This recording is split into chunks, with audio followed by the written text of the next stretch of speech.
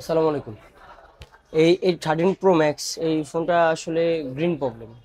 এগুলো নতুনত্ব কিছু না, জাস্ট কমন একটা জিনিস।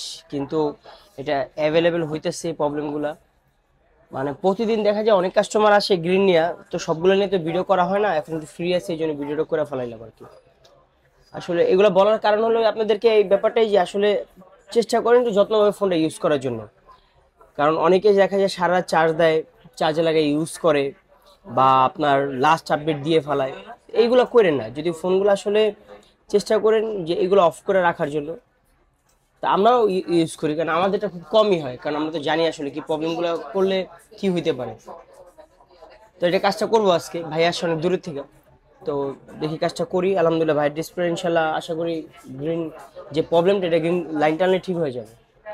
তো দেখেন কিভাবে কাজগুলো করি। আর আমাদের কাছে আসলে 100% চেষ্টা করি যে আসলে অথেন্টিক ভাবে করে দেওয়ার জন্য।